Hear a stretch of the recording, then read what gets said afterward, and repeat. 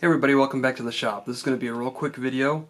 The company Biqu, they make a matte filament now, and they decided to send me a sample to test out, so I'm going to print off a couple of things, take a look at it, and give you my impressions. This particular color is matte olive green, so if you're interested in checking this out, stick around.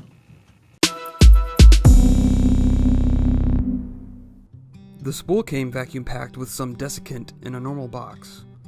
As you can see, the vacuum is still intact and the filament appears to be well wound on the spool.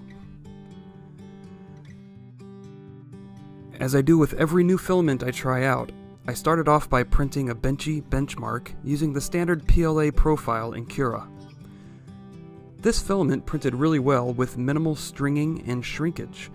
The color is very bold, and the matte finish gives it a smooth, almost velvety look. All that Z-banding you might see in the print comes from my printer and not the filament.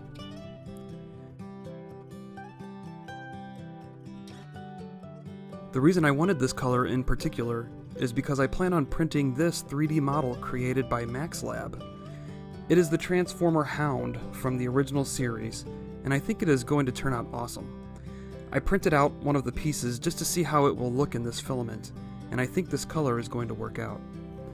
This was just a test piece, and I didn't have it oriented ideally, but it was still a complex print with tree supports and overhangs, and the filament performed flawlessly.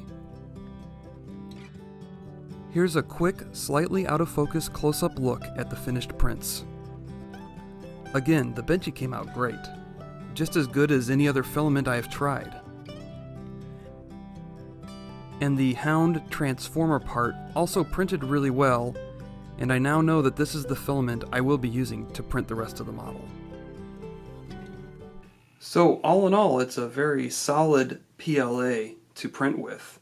My models printed out flawlessly despite some orientation issues with this one.